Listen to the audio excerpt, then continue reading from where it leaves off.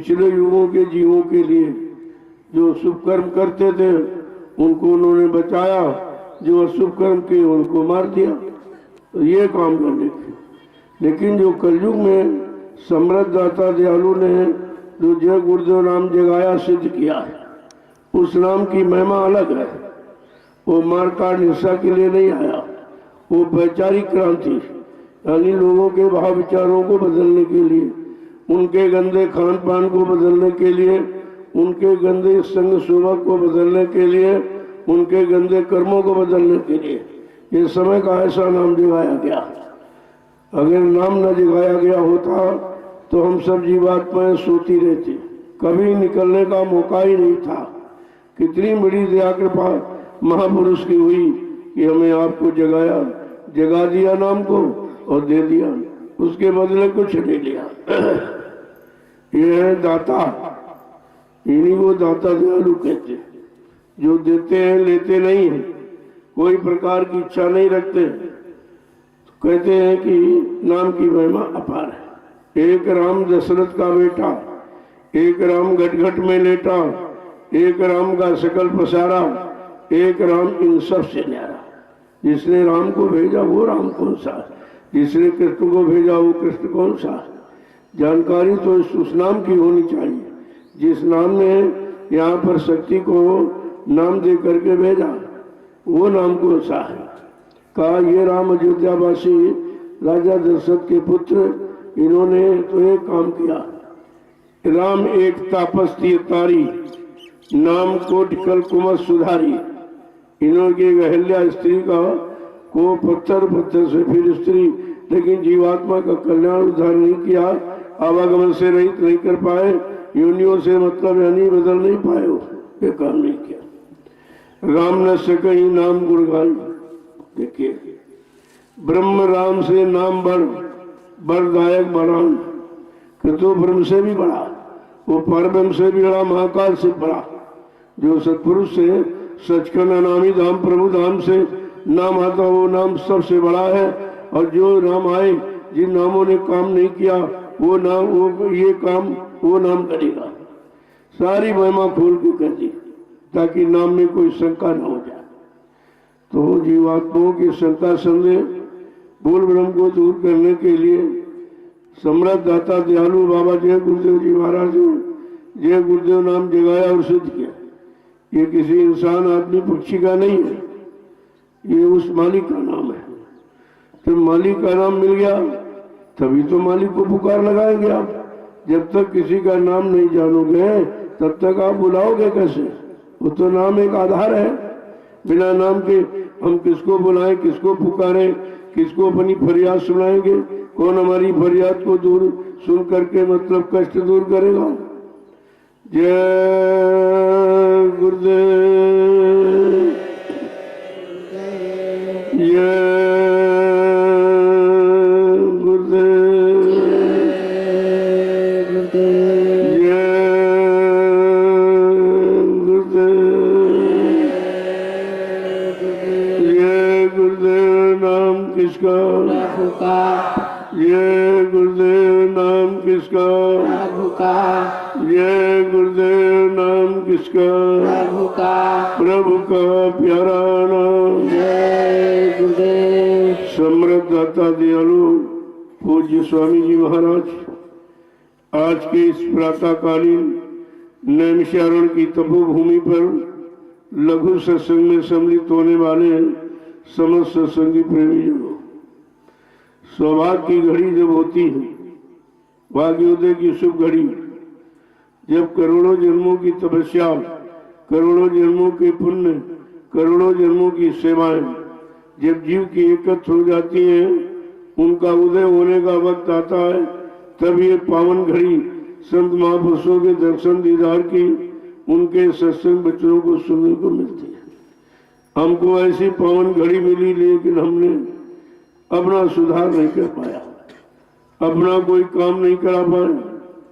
जब इतनी बड़ी समृद्ध शक्ति भूमंडल पर आई जो कभी आई नहीं थी, भूते न भविष्य थे, अब मिल गई, लेकिन हम आप उनको पहचान नहीं पाए, उनको अपना बना नहीं पाए, अपना कोई परमार्थी कार्य आध्यात्मिक कार्य हम करा नहीं पाए। कितना भारी नुकसान जीव का हो गया। एक तो शक्ति कभी आई नहीं, आई तो हमने उसको पहचान नहीं पाया। कितना बड़ा दुर्भाग्य हम सब जीवों का रहा कि ऐसे समृद्ध मालिक को हम पहचान नहीं पाए, अपना बना नहीं पाए। तो जीवों को पहचान तो वचनों के द्वारा होती।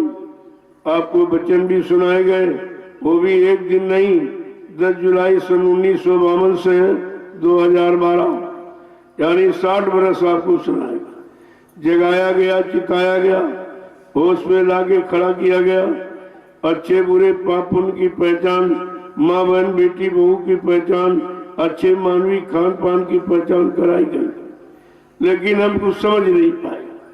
कान तो हमारे सुनते रहे, लेकिन इस शैतान भोगी मन ने स्वीकार नहीं किया, तो वचनों का लाभ नहीं मिला मेरा। तो उनकी तो दया कृपा मेहरबानी कि चलो एक बार इनको फिर बता दिया जाए, फिर उनको जगा दिया जाए। ये भूल गए हैं, चलो फिर बच्चों की याद दिला दिया है। ऐसा धरती पर किसी ने एक बार बताया, 2 बार 3 बार नहीं माने। तो कबीर साहब ने तो यहाँ तक कहा कि कहा सुनी माने नहीं, दे धक्के 2-4। नहीं मानता मारो, धक्का चला जाए। लेकिन समर्थ मालिक ये काम करने नहीं आए। वो जीवात्माओं को जगाने के लिए आए, उनको समझाने के लिए बड़े ही प्रेम प्यार मोहब्बत के साथ उनको समझाते हैं। कोई दंड विधान नहीं रखा, कोई मार काट का विषय नहीं बनाया, कोई खूनी क्रांति नहीं, वैचारिक क्रांति के द्वारा कहा मैं देश दुनिया में परिवर्तन करके दिखा दूंगा, पूरी दुनिया में परिवर्तन। क्योंकि जब भारत बदलेगा तो सारा विश्व बदल जाएगा। उत्तर प्रदेश बदलेगा तो भारत बदल जाएगा, और भारत बदल गया तो पूरा विश्व बदल जाएगा। कितनी बड़ी बदलाव की स्थिति भारत से बनेगी। कौन बनाएगा? आज की स्थिति तो मरकाट की हिंसा और दुख परेशानी मुसीबतों की खड़ी कर दी गई। उधर समृद्ध मालिक कह रहा मैं वैचारिक क्रांति के द्वारा देश दुनिया में लोगों के भाव विचारों को बदल दूंगा, उनके गंदे खान पान को बदल दूंगा, उनकी गंदी संशोभत को बदल दूंगा, उनके द्वारा किए गए गंदे कर्मों से भी छुट्टी रिहाई कर दूं, यानी उनको भी बदल दूंगा। इतना बड़ा बदलाव परिवर्तन करने की जो महान शक्ति आई, हमने आप उसे पहचान नहीं पाया। पहचान जाते तो हम पीछा नहीं छोड़ते। उनके सुनाए बताए बच्चों को नहीं बुलाते, उनके किए वादे संकल्प प्रतिज्ञा को भी नहीं हम भूल पाते, लेकिन सब भूल गए। इसी भूल के कारण देखो कितनी दूर चले गए सब।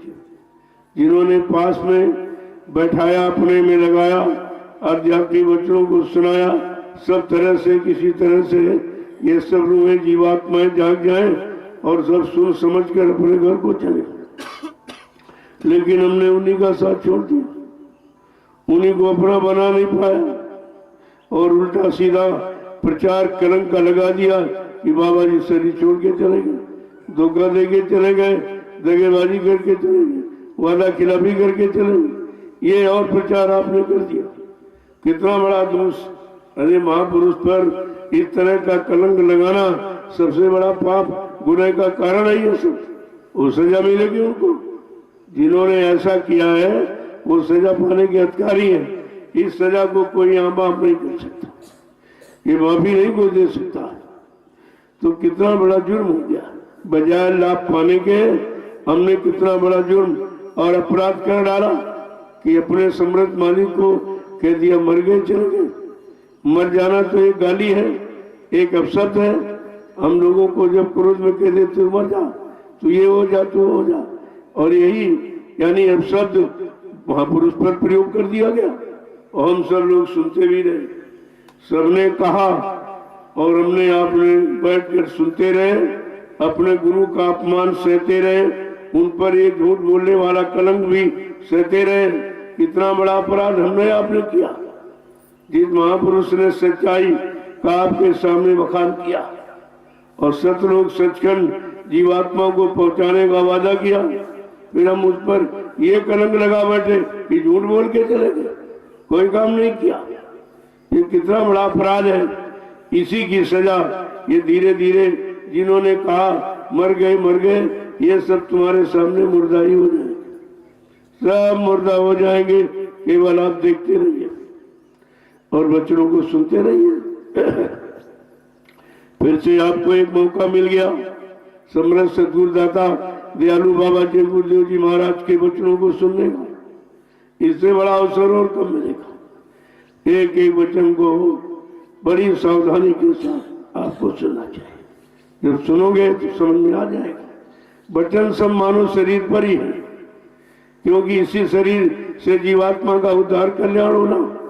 जीवात्मा तो सारे शरीरों में, चाहे पशुओं का शरीर हो, चाहे पक्षियों का, चाहे जंगली जानवरों का, चाहे कीड़े मकोड़ों का, जीवात्मा सब है। लेकिन उनको परमात्मा से मिलने का अधिकार क्यों नहीं है? कोई शरीर एक तत्व का, कोई तत्व दो तत्व का, कोई तीन तत्व का, कोई चार तत्व का, कोई पांच तत्व, चार तत्व सीमित है। ये सारे शरीर मानव शरीर को छोड़कर जितने शरीर, ये सब चार शरीर तत्व तक नहीं सीमित है। लेकिन पंच भौतिक शरीर ये पांच नाम की साधना कर सकता, और पंच भौतिक शरीर ये मानव शरीर। चित जल पावक गंगम समीरा, पंच तत्व या रचित शरीरा का पांच तत्वों से पांच मसालों को मिलाकर विचित्र कारीगरी से परमात्मा ने इस मनुष्य मंदिर को खुद अपने हाथ से बनाया और इसी में अपनी चेतन जीवात्मा को बैठा दिया। तो ये सच्चा मंदिर वो है। ये चलता फिरता बोलचाल चालता अच्छा बुरा पाप समझता है, वो तो कुछ नहीं करता। लेकिन हम चेतन और जड़ को नहीं समझ पाए कि जड़ किसे कहते हैं, चेतन किसे कहते हैं। जड़ कोई काम करेगा, चेतन काम करेगा, जिंदा काम करेगा, मुर्दा काम करेगा। ये सब जानकारी आपको रखनी चाहिए थी। अगर बच्चों को आपने ध्यान से सुनकर अपने मन को पकड़ाया होता तो आज गुरु परिवार की ये स्थिति नहीं होती। तो सब बिखर गए, कोई इधर चला गया, कोई उधर भग गया, कोई इधर स्वार्थ लोभ लालच में बहकावे भरमावे में आ गया। धीरे धीरे सारा गुरु परिवार यानी विकसित हो गया। अब इसको इकट्ठा करना ये हमारा आपका कर्तव्य है। मैं और कोई दूसरा काम नहीं करता हूँ, न किसी की निंदा आलोचना बुराई, न किसी को कुछ कहता हूँ। मैं अपने गुरु परिवार को इकट्ठा कर रहा हूँ। इसमें किसी का क्या नुकसान? अरे भाई, जब परिवार विघटन में हो जाता है तो सबको चिंता होती कि हमारा परिवार फूट गया, हमारा परिवार बिखर गया। और परिवार जब बिखर जाता है तो पड़ोसी भी तंग करने लगता, तुम्हें कमजोर समझकर। तो हमारा परिवार तो 45 करोड़ का है, इतना बड़ा किसी का नहीं। न कोई राजनीतिक नेता के पास इतना बड़ा जन समर्थन और न किसी धार्मिक यानी संस्था के पास इतना बड़ा समर्थन है जितना हमारे पास है। लेकिन हमारा सब विघटन हो गया, सब बिखर गया। जबकि लिखा है कलयुगे संघे शक्ति, कलयुग में संघ संगठन ही शक्ति। जिसके पास संगठन है उसके पास शक्ति है, जिसके पास शक्ति है उसी का बोलवाला है। तो छोटी बात बहुत है। इसलिए हम सबों का कर्तव्य है, जितने गुरु भाई हैं जिन्होंने गुरु से नामदान प्राप्त किया है, उन सब का ये फर्ज कर्म कर्तव्य है कि अपने बिखरे परिवार को संगठित करें। मैं तो यही काम 8 साल से कर रहा हूँ, मेरा और कोई काम नहीं। अपने परिवार को गुरु वचनों को सुना सुनाकर अपने परिवार को संगठित करना, उनको सही सच्चे रास्ते पर खड़ा करना, उनकी गुरु की दी हुई युक्ति की भी याद दिलाना, ये काम हो रहा। यही काम सबसे बड़ा है। तो इसलिए हमने तो किसी को कुछ कहा भी नहीं, और न कोई कुछ कहता हो, क्योंकि हमारा जो निशाना है सद्गुरुदाता दयालु के वचन को फरमाना और उनके वचनों को सबके कान तक पहुंचाना और धीरे धीरे उनको खड़ा करना, ताकि सब एक अच्छे सच्चे काम में लग जाए। हमारी सबकी जीवात्मा जाकर अपने घर चली जाए। काम तो असली यही है। इसी काम के लिए हमने गुरु की शरण ली थी, उनके चरणों में जाकर के अरदास और विनती की थी कि हमारी जीवात्मा का कल्याण करा दीजिए। कल्याण हुआ नहीं और तुम पहले उल्टा सीधा प्रचार करने लगे कि वो कल्याण कराने वाला चला गया, तो इसका मतलब कल्याण कभी होगा नहीं। दूसरा कोई आया नहीं जो आपका कल्याण कर दे। इसीलिए तो गुरुवाणी ने स्पष्ट कहा, सतगुरु है गुरु बहुत तेरे। संसार में सतगुरु यानी जीवात्मा को परमात्मा से मिलाने वाला, घर पहुंचाने वाला समय का एक ही आता, वो 2-4-10 नहीं आते। और जो आया उसको आपने कह दिया मर गया। इसका मतलब जीवात्मा को उद्धार भी कौन करेगा, कल्याण कौन करेगा? सारी मेहनत, सारा प्रचार, ये सारा सत्संग, सारी व्यवस्था सब बेकार हो सकती। तुम्हारे कहने के अनुसार तो सारी व्यवस्था ही खत्म हो गई, लेकिन ऐसा नहीं। संत वचन पलटत नहीं, ब्रज जात ब्रह्मांड का संत वचन कभी इधर उधर नहीं होते। जो कहते हैं उसको पूरा करके दिखाते हैं। हाँ, समय वक्त कुछ भी लग जाए, उन वचनों को पूरा करने के लिए कोई स्थिति, कोई माहौल, कोई लीला, कोई खेल, कोई करिश्मा क्यों न करना पड़े, लेकिन वो अपने वचनों को सिद्ध करके और काम करके, भूमिका बना के और सबसे प्रमाणित करके तब जाते। उनका जाना आना आम शरीरों की तरह नहीं होता। लेकिन हम समझते कहाँ, हम तो अपने जैसा हाथ पैर कान वाला समझते। लेकिन तुम क्या जानो जीवात्मा जगी कि नहीं जीवात्मा जगी? अरे जो जगा लेगा वही तो तुमको जगाएगा, जो जागता ही तुमको जगाएगा। सोने वाला व्यक्ति आपको नहीं जगा सकता। तो ये जागरण की बात है कि जागरण कैसे किया जाए। जागरण किसे कहते हैं? असली जागरण जीवात्मा का जगाना, परमात्मा से मिलाना, उसको उसके सच्चे घर मंडल मुकाम पहुंचाना, इसको कहते जागरण। लेकिन नहीं कुछ समझ पाए। अब जरा महापुरुषों के 2 वचनों को सुन लीजिए। उन्होंने मानव शरीर के बारे में कितना कुछ समझाया कि मानव शरीर बार बार नहीं मिलेगा। ये तो एक बार अवसर मौका उस मालिक ने हमें आपको दे दिया। जीवात्मा मांग के ले आई है इस शरीर को, क्योंकि वो मन के साथ बराबर लगी रही, मन भोगों में फंसा रहा। वो देखती रही कि ये बार बार ऐसे कर्म क्यों करता है, जो जन्म और मरण, जन्म मरण इसके सिवा मिलता नहीं। पैदा हो जाता फिर मर जाता, फिर पैदा हो गया फिर मर गया। अरे इसको जन्म मरण से क्या मिला? तब वो प्रार्थना करती मालिक से कि एक बार मालिक दया कृपा कर दीजिए, हम सबको मानव शरीर दे दीजिए। मानव शरीर के जानकार संत महात्मा फकीरों को मिला दीजिए और उनसे नाम की युक्ति की दया करा दीजिए। और नाम की युक्ति कमाई करें तो उनका सुधार करते रहे, संभाल करते रहे, उनके मन को मोड़ते रहे, भोगों से हटाते रहे। तो वो कितनी बड़ी प्रार्थना किया। तब वो जीवात्मा मांगकर इसे मतलब यानी वो जीवात्मा मांगकर तब इस मानव शरीर को लेके आई कि अब की बार मानव शरीर दे दीजिए। मैं किसी संत महापुरुष की तलाश करके अपने घर का रास्ता पूछ लूंगी, फिर मैं अपने घर चली जाऊंगी, फिर कभी नहीं आऊंगी, कभी नहीं। तो उसने दया के भीख कैसे मांगी, क्या कहा? जब गर्भवास में थी, कहती अब प्रभु कृपा करो यही भांति, सब तज भजन करब दिन रात। ऐ प्रभु, ऐ मालिक, ऐसी कृपा दया मेहरबानी कर दीजिए कि हमको इस नरक कुल से बाहर कर दो और कभी ना आऊं, ये गर्भ की स्थिति में कभी आऊं। हमारा जन्म मरण से छुटकारा करा दीजिए, हमको अपने घर पहुंचा दीजिए। आप पहुंचाने वाले हैं, आप समर्थ हैं। आपके वचनों से एहसास हो गया है कि आप वहीं से आए जहाँ की हम रहने वाली है। तो समझा के कह रहे हैं कि बड़े भाग मनुष्य तन पावा और सुर दूर लबू सदग्रंथन गावा। का बड़े भाग्य उनके जिनको परमात्मा ने मनुष्य मंदिर दे दिया, असली मंदिर। इसी मंदिर में साधना उपासना अर्चना वंदना प्रार्थना करोगे तब आपका काम होगा। उस मंदिर ईंट पत्थर वाले से नहीं, वहां कोई सुनने वाला नहीं, कोई सुनने वाला, कोई प्रत्युत्तर देने वाला, कोई संभाल करने वाला, कोई सच्चे सही सच्चा रास्ता बताने वाला वहां तो कोई बैठा नहीं।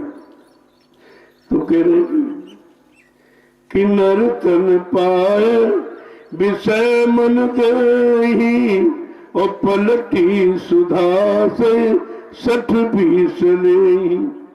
कि अगर मानव शरीर मिल गया और विषय भोगों में गंवा दिया तो तुमने तो वही काम किया कि हीरा को छोड़ दिया और कांच को पकड़ लिया, बदले में कांच पकड़ लिया, क्योंकि हीरा की पहचान है।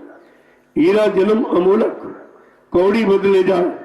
देखिए ये अमोलक जन्म है और हीरा सबसे कीमती है, इसलिए सारे शरीरों में इसे कीमती माना गया, बहुमूल्य माना गया। लेकिन हम कहाँ समझ पाए, हमें शरीर को लगाना नहीं मालूम, किस काम के लिए मिला, किस काम में लगाने के मिला, कौन सा लाभ पाने के लिए मिला, कुछ जानकारी नहीं। तो हम जैसे अन्य योनियों में लगे थे, वही स्वभाव था पहले का, तो मानव मंदिर मिला, इसमें भी वही भोगों में लग गए।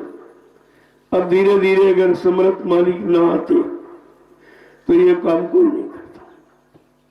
गिरी बदरिया पाप की बरस रहे अंगार और संत न आते जगत में तो जर मरता संसार। अगर संत महापुरुषों का आगमन इस भारत भूमि पर ना हुआ होता तो हम सब जीवात्माओं को जन्म मरण से छुटकारा नहीं मिलता। हम सब जानते नहीं थे कि जन्म मरण का चक्कर कैसे बना, कैसे खत्म होगा, कैसे हम इस जन्म मरण से छुटकारा पाएंगे, कुछ नहीं मालूम था। तो समझा के कह किया तन का फल ये विषय न भाई और स्वर्गो स्वल्प अंत दुखदाई। बार बार कह रहे इस शरीर का फल विषय भोग नहीं है, ये नाम योग की साधना के लिए मिला। हम लोग भोगों में लगाए बैठे, एकदम उल्टा कर रहे और इतना लगा दिया कि सारी शक्ति खत्म कर डाली। वही काम बार बार, एक बार किया, 2 बार किया, 3 बार किया, हजारों बार कर चुके हो और अब भी समझ नहीं पा रहे हो कि इससे मिला क्या। क्या मिला? जो था वो भी चला गया, जो शरीर की शक्ति ताकत थी भोगों में वो भी आपने खत्म कर दी और बदले में कुछ नहीं मिला। अरे भाई अगर बाजार जाते हो, जेब अगर खाली होती तो झोला सामान से भर जाता, तो तसल्ली हो जाती कि जेब खाली हुई लेकिन झोला तो भरा है। लेकिन तुमने जो भोग किए उन भोगों से आपको रोग बीमारी के सिवा कुछ नहीं मिला, अब उसी की परेशानी। तो महापुरुष समझा के क्या कह रहे हैं, जरा उसको 2 वचन उनके सुन लीजिए तो आपको पक्का विश्वास हो जाएगा। नहीं नहीं, जो भी कहा सब महापुरुषों ने कहा, हमारे सुधार के लिए, हमारे उद्धार के लिए जो कुछ संत महापुरुषों ने कहा वही सत्य, बाकी सब झूठ है। तो शरीर के बारे में संबोधन करके क्या कह रहे हैं कि यही देहिया की कौन गति होई, की कौन गति होई, यही देहिया की कौन गति होई, यही दहिया की कौन गति होई। तन धन अब दोनों से हारे,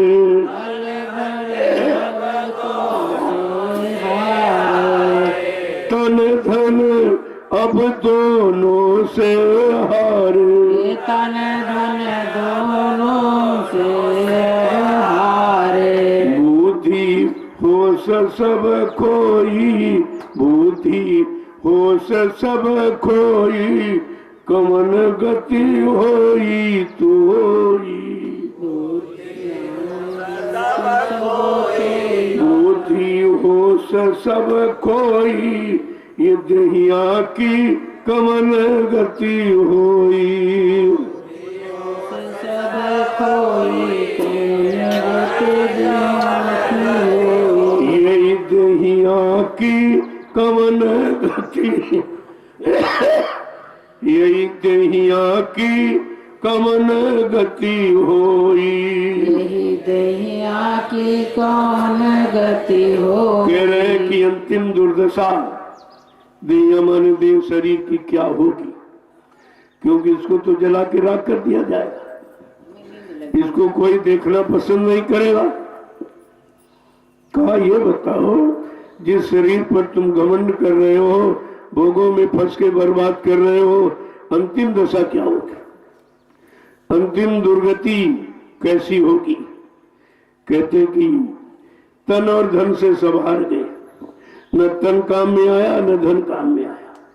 कहा इससे तो सब हार गए, कुछ नहीं मिला, तन को भी भोगों में खर्च किया, कुछ नहीं मिला, और धन को भी ऐसो आराम शरीर के लिए खर्च किया, कुछ नहीं मिला। कैसा समझा रहे देखो।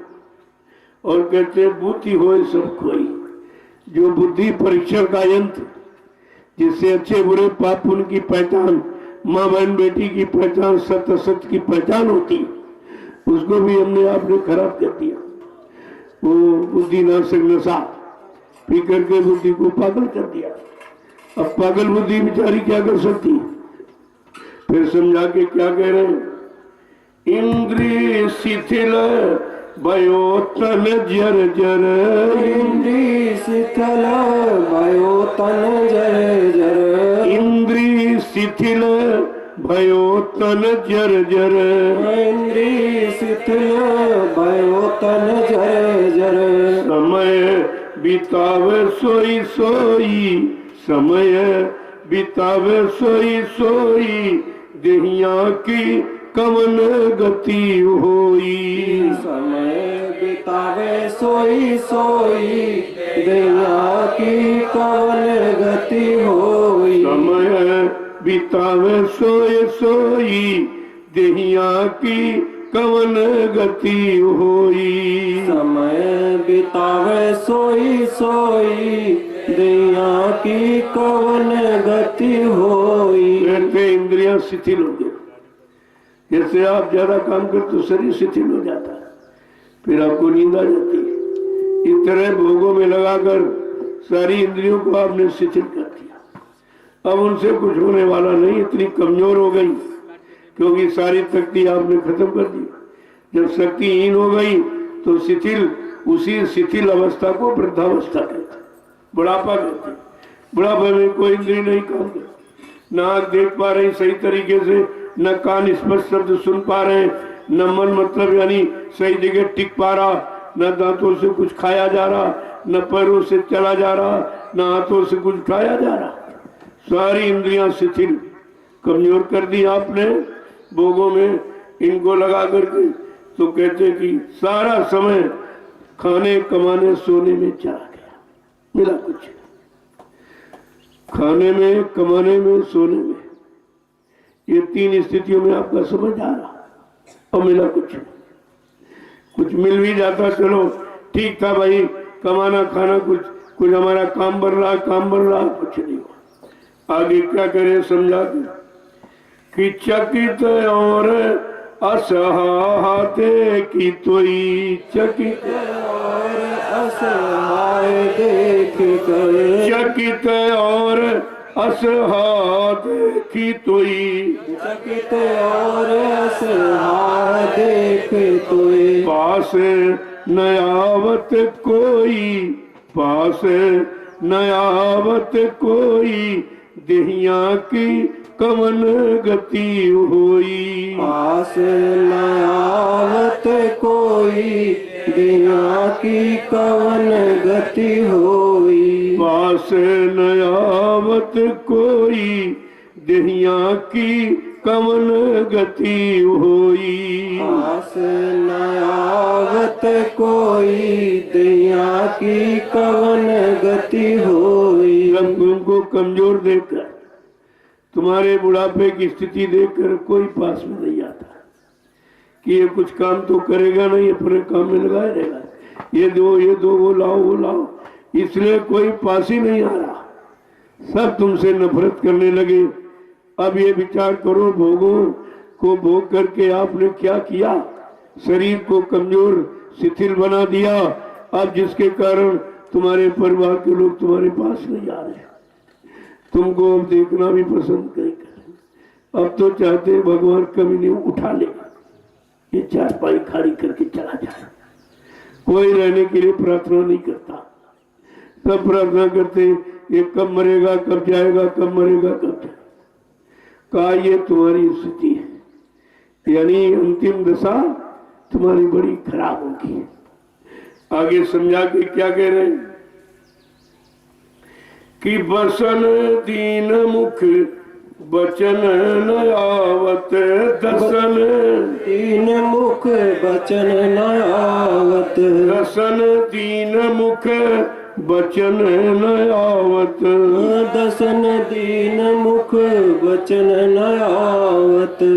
कफ धरी गला दबोई, कफ धरी गला दबोई, देहिया की कमन गति होई। कफ धरे गला दबोई, वसन की कवन गति होई। कहते कि मुख से कुछ वचन नहीं कहा जा रहा, जो वचन निकाल रहा उससे कोई सुन भी नहीं रहा।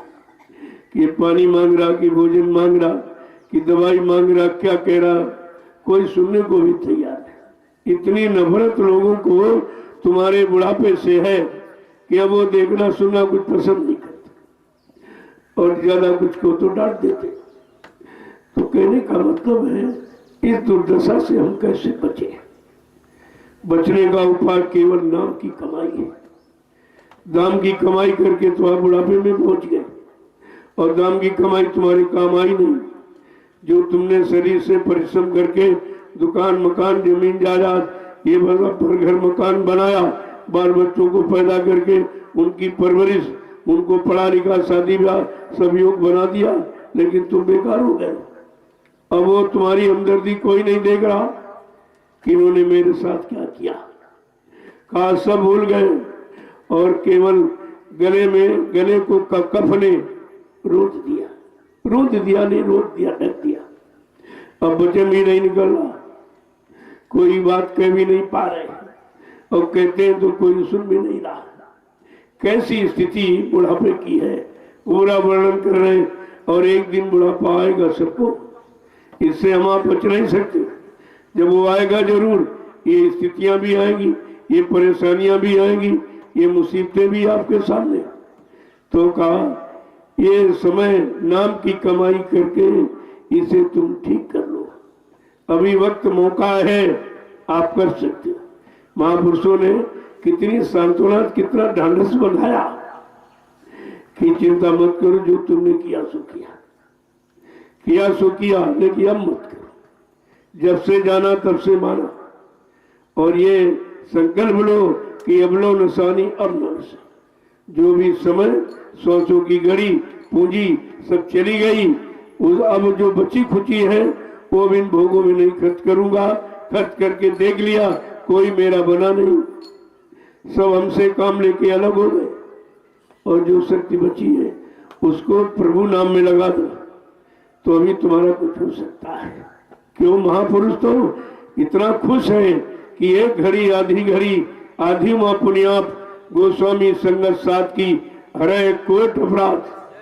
अगर आधी घड़ी का भी सत्संग आप संभाल के रखते हैं और उस पर चलते हैं, अपने जीवन को बनाते हैं, तो काम मैं तुम्हारा आधी घड़ी में भी काम कर दूंगा। मालिक कितना मेहरबान, लेकिन हम आप समझ नहीं पा रहे। आगे समझा के क्या करें। कोई कुछ कहे सुने कुछ आना, कोई कुछ कहे सुने कुछ आना, कोई कुछ कहे सुने कुछ आना, कोई कुछ कहे सुने कुछ आना। नयन ज्योति सब खोई, नयन ज्योति सब खोई, देहिया की कमन गति होई। नयन ज्योति सब खोई, देहिया की कमन गति होई। कह रहे कुछ कह रहे कुछ सुन रहे, न कोई पास में आ रहा, न कोई सुन रहा। बेचारे रो रहे हैं, आंसू गिरा रहे हैं, आंसू पूछने वाला नहीं। तुम्हारे दुख तकलीफ के वचनों को, आंतरिक आग को कोई सुनने वाला नहीं है, और तुमने धीरे धीरे नेत्रों की ज्योति भी खो दी। अब आंखें देखना पसंद नहीं कर रहे, कान सुनना पसंद नहीं कर रहे, दांत चबाना पसंद नहीं कर रहे, पैरों से चलना नहीं जा रहा, हाथों से कुछ उड़ाया नहीं जा रहा, कोई याददाश्त कुछ नहीं, सब खो दिया। ये कैसे खोया आपने? भोगों में फंस कर, और अब भी भोगों से रिहाई नहीं ले रहे, छुट्टी नहीं ले रहे हो, संकल्प नहीं कर रहे हो, प्रतिज्ञा नहीं कर रहे हो, तो फिर करोगे कब? क्योंकि गई बहुत रही थोड़ी, वो भी जाने वाली है। रात और दिन, सुबह शाम दोपहर, कहते कहते ये सारा जीवन जा रहा, और जाते हुए सारे जीवन को हम देख नहीं पा रहे और देखकर समझ नहीं पा रहे और उसको मोड़कर सही सच्चे काम में लगा नहीं पा रहे। कितना बड़ा हम सब जीवों का दुर्भाग्य है, जो महापुरुषों के वचनों को सुनकर भी हम जाग नहीं पाए, चेत नहीं पाए, विश्वास नहीं बना पाए। तो क्या कह रहे हैं आगे समझा कि पांव थके मगु चलई न जायत, पाँव थके मरु चलई न जायत, पांव थके मग चलती न जावत, पाँव थके मरु चलती न जावत, चलई तो टोए टोए होई, चलई तो टोए टोए छोई, दहिया की कमन गति होई, चलई तो टोए टोए छोई, दैया की कवन गति होई। कहते पैरों ने जवाब दे दिया, कह रहे हमारे से अब चला नहीं जाता। जिन पैरों से दौड़ते थे, दौड़ दौड़ के काम करते थे, आज पैरों ने जवाब दिया मेरे बस का नहीं है, तुमने हमको बहुत दौड़ाया और अच्छे बुरे का तुमने भेद नहीं पाया, कहाँ दौड़ाया, कहाँ चले जा रहे पैरों से। तो क्या कह रहे हैं, चले तो टोए टोए, अब एक कदम धीरे धीरे टो टो कर रख पा रहे, मुश्किल से एक कदम दो कदम चला जा रहा। ये सब स्थित परिस्थित हमने अपने भोगों में फंसकर अपनी सारी शक्ति को बर्बाद किया है, शक्ति को नाली में पानी की तरह बहा दिया है, उसी का ये परिणाम है। आगे क्या कह रहे हैं कि कर कांपे मुख ग्रास उठावत, कर कांपे मुख ग्रास उठावत, कर कांपे मुख ग्रास उठावत, कर कांपे मुख ग्रास उठावत, मूड हिले टग डोई, मूड हिले टग डोई, दहिया की कमन गति होई, हिले टग डोई, दैया की कवन गति होई। कहते हाथ कपने लगे, मुख तक भोजन का टुकड़ा भी नहीं ले जा पा रहे, हाथ कपने लगे और मुख तक टुकड़ा भी नहीं ले जा पा रहे हैं, ऐसी स्थिति बन गई और सिर हिलने लगा और ऐसा एकदम डग डग हिल रहा है, समझ में नहीं आ रहा ये सब क्या हो गया। बचपन में तो था नहीं, जवानी में नहीं था, ये बुढ़ापे में क्यों आया? क्योंकि सारी शक्ति जो शरीर की थी हमने भोगों में खराब कर दी। उसके कारण ये दुर्दशा देखो, एक एक शब्द को कैसे स्पष्ट करते और ये सबकी गति हो रही। कोई दुर्दशा से बच नहीं रहा, क्योंकि अगर वचनों को सुना होता, अपने जीवन में उतारा होता और एक एक वचन को अपने जीवन का आधार बनाया होता, आज ये दशा नहीं होती।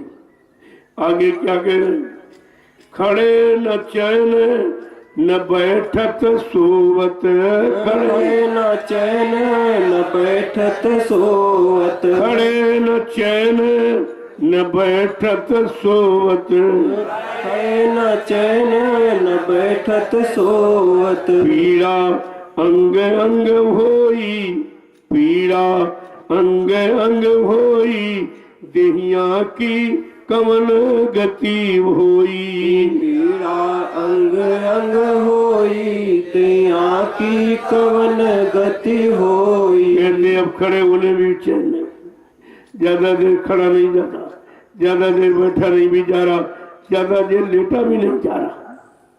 मतलब कैसी स्थिति बन गई है। और क्या कह रहे हैं, अंग अंग में पीड़ा दर्द पैदा हो, कोई शरीर का ऐसा अंग नहीं जिसमें दर्द न हो।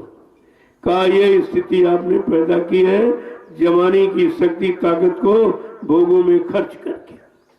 अरे जब धन खर्च करते हो तो कुछ तुम्हें मिलता है तब खर्च करते हो, या कहीं कुछ मिलने की आशा होती तभी आप खर्च करते हो, लेकिन भोगों में जब खर्च किया उसमें आपको क्या मिला? ये बुढ़ापा मिला आपको। और देखो कैसी स्थिति, एक एक स्थिति का बयान कर रहे हैं कि अब भी जागो चेतो, जो शेष जीवन बचा है उसको गुरु की शरण में जाकर प्रभु के नाम में लगा दो।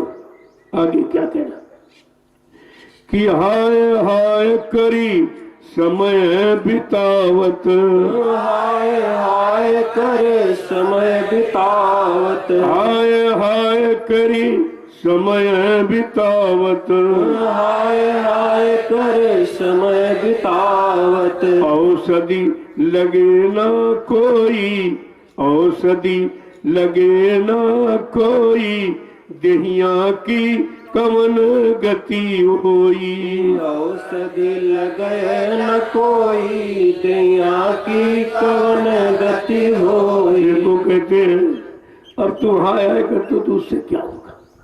कोई दवा भी नहीं काम कर रही। अरे मौत की कोई दवा नहीं है। हाँ, मौत में शांति जगाए नाम से तो मिल सकती। ये नाम की जड़ी बूटी तो काम करेगी कि शांति दिला देगी, दर्द को कम होने देगी, धीरज से जीवात्मा को निकाल कर घर की तरफ मुखातिब कर देगी। ये तो काम जगाए नाम से हो सकता है। और वैसे कहते कोई औषधि कोई दवा नहीं काम कर रही। अरे भाई ऐसी कौन सी दवा बनी है जो बुढ़ापे को जवानी में बदल दे? ऐसी कौन सी दवा? आगे क्या कह रहे हैं कि कुल परिवार पुत्र पुत्री सब, कुल परिवार पुत्र पुत्री सब, कुल परिवार पुत्र पुत्री सब, कुल परिवार पुत्र पुत्री सब। मृत्यु मनावे सब कोई, मृत्यु मनावे सब कोई, देहिया की कमन गति होई। मृत्यु मनावे सब कोई, दैया की कवन गति होई। कहते जो आपने परिवार बनाया कि मेरा बेटा है, मेरी बेटी है, मेरी पत्नी, मेरा पति, मेरा भाई, मेरा बाप, कहते वो सब यही मनाते हैं, ये मरता क्यों नहीं? मरने की प्रार्थना करते, जिंदा रहने की सुख शांति पाने की प्रार्थना कोई नहीं कर रहा।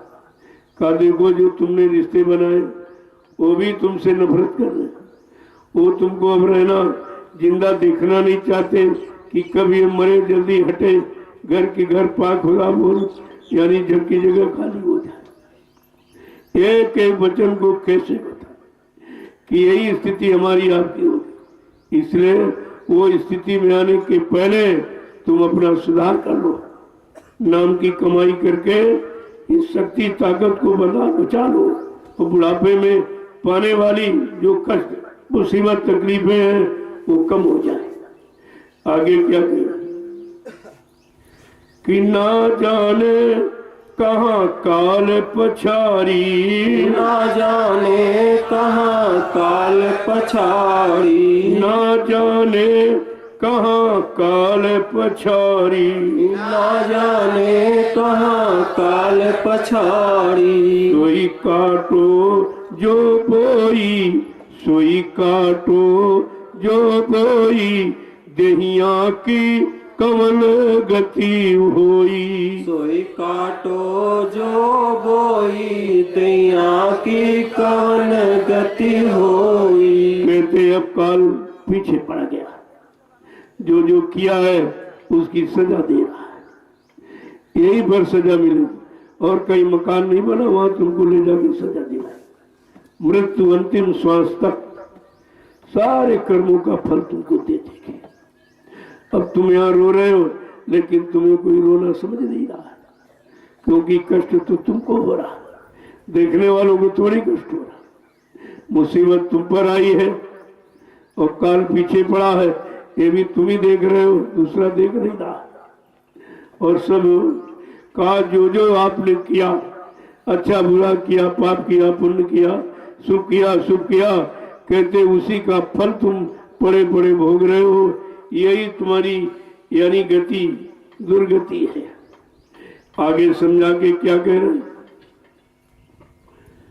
कि पिछली भूल याद जब आवत, पिछली भूल याद जब आवत, पिछली भूल याद जब आवत, पिछली भूल याद जब आवत।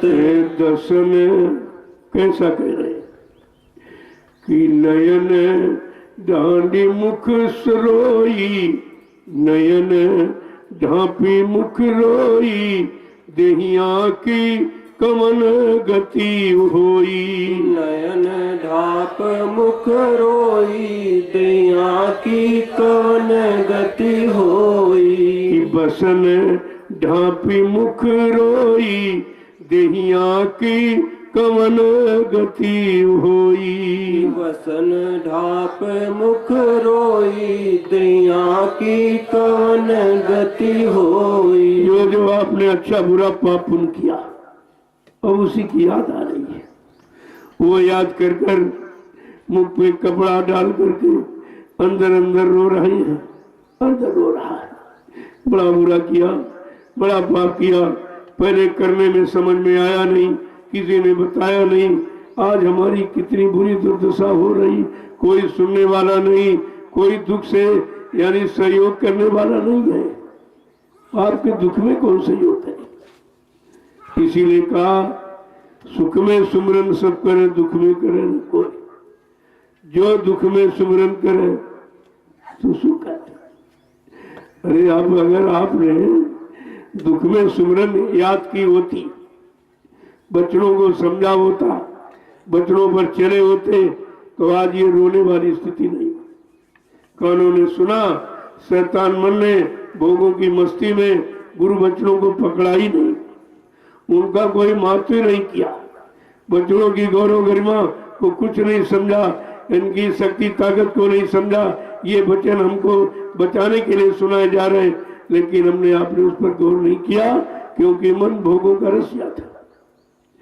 आगे क्या कह रहे हैं कि जय गुरुदेव दया करो सतगुरु, जय गुरुदेव दया कर सतगुरु, जय गुरुदेव दया करो सतगुरु, जय गुरुदेव दया करो सतगुरु। यही विपदा में न तुम बिन कोई, देहिया की कवन गति होई। यही विपदा में तुम बिन नहीं कोई, दैया की कवन गति होई। यही विपदा में न तुम बिन कोई, देहिया की कवन गति होई। यही विपदा में न तुम बिन कोई, दैया की कवन गति होई। कहते समृद्ध दाता दयालु, आपने जो गुरुदेव नाम जगाया सिद्ध किया है, अब आप ही दया कर सकते हैं।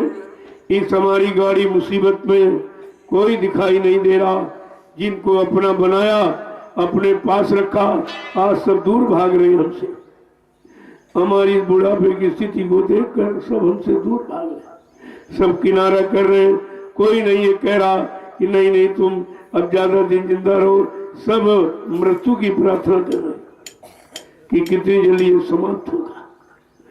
देखो ये स्थिति है। अगर हम आप महापुरुषों के इन वचनों से कुछ जाग जाए, चेत जाए, होश में आ जाए, तो जो बचा हुआ समय है उसी में कुछ कर ले, उसे में कुछ बचा ले।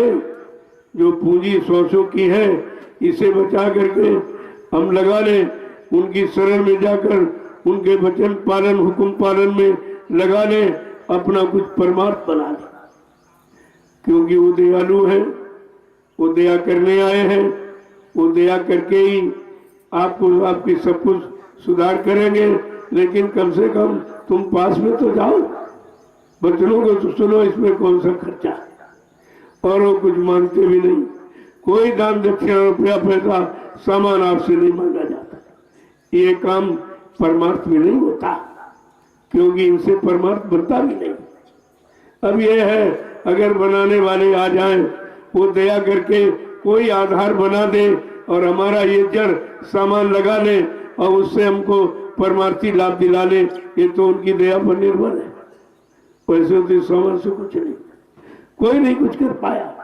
बड़े बड़े राजे महाराजे बादशाह जिनके पास अकल्पित धन खजाना था, वो भी हीरे जवाहरात मोतियों का, तुम्हारे पास तो कागज का जिसका कोई अस्तित्व नहीं। ये तो प्रमाणित सिक्का है, जब चाहे बदल दे। अभी बीच में एक धक्का आपको मारा गया कि नोटबंदी नोटबंदी। क्या कभी तुम सोचते थे जीवन में कि नोट भी बंद हो जाएगा? क्योंकि नोट ही सब आधार बना दिया। सारे सामान पाने का, लेन देन करने का आधार ये रुपया बना दिया और उसको भी समय समय पर बदल दिया। तो तमाम पूंजीपतियों के हार्ट अटैक हो गए कि संपत्ति मैंने जोड़ के रखी कागज मुद्रा, इसका क्या होगा? अगर सोना चांदी हीरे जवाहरात जोड़ा होता तो कोई नहीं खराब करता, उसकी कीमत बरकरार वैसी ही रहती। जवान से कोई अदले बदले की बात कर दे, लेकिन ये बदला बल्कि इसके बदले में और ज्यादा पैसा आपको मिलता। लेकिन कहाँ बंदी हुई? सब झूठा प्रचार का, नोटबंदी नोटबंदी। अरे नोट के बदले नोटे तो दिया गया, बंद कर दिया। और अभी छोटा कागज का हल्का खराब हो दिया गया और तुम्हें भरमा दिया, बहका दिया कि नोटबंदी नोटबंदी। अरे नोट के बदले कोई मुद्रा दी जाती तो मान लेते, चलो बदल गया, लेकिन कुछ। और ये भी नहीं आज तक बताया जो अचानक तुमने 500 का नोट 1000 का नोट बदला है, वो जमा कहाँ किया गया? क्योंकि नोट छपता है, तुमको बदले में सोना देना पड़ता है। कितना सोना चला गया? कोई कहने वाला नहीं, कोई सुनने वाला नहीं, कोई समझने वाला नहीं है। और सब यानी मतलब देख रहे हैं और सब उसी में बंध रहे हैं, लेकिन बंधन से मुक्त होने की बात कोई नहीं कर रहा। ये तो संत महापुरुष करते हैं जो सारे बंधनों से मुक्त अलग खड़े, उनको कोई बंधन नहीं बांध सकता। पहले भी आपसे कहा बच्चा, मुझे कोई रुपए पैसे धन दौलत से खरीद नहीं सकता, कभी धोखे में मत आ जाना, मुझे कोई खरीद नहीं सकता और मैं बिकने वाला नहीं हूँ। ये जब सब हमको सम्राट दाता दयालु बाबा देव गुरुदेव जी महाराज ने सब कुछ सुनाया, बताया और समझाया, फिर आपकी दृढ़ता, मजबूती और विश्वास मालिक से कैसे हट गया? कैसे आप हटा दिया? कोई काम नहीं हुआ, कोई वादा पूरा नहीं हुआ, आपने हटा दिया। और उन्होंने ये भी कहा, मैं ही नहीं कह रहा हूं, और भी संत महापुरुषों ने कहा कि आगे की स्थिति कैसी होगी, परिस्थिति कैसी होगी, मुसीबत आपत्ति किन के द्वारा कैसी आएगी, उसका बखान किया। जरा सुन लीजिए। संत रविदास जो मीराबाई के गुरु थे, आज के सैकड़ों वर्ष पहले आए थे, उन्होंने अपनी ज्ञान पोथी में एक भविष्यवाणी लिखी। सैकड़ों वर्ष पहले क्या कहा था? बड़े यानी सबका समझो में, आप ध्यान से सुनिए, तुम्हारी समझ में आ जाएगा कि महापुरुष क्या नहीं जानते, क्या नहीं कर सकते। तो रविदास जी ने इशारा करके कहा, आगे आने वाले समय में कौन सी शक्ति आएगी और वो कैसी होगी, कैसे कैसे काम करेगी, ये सब वर्णन उन्होंने किया।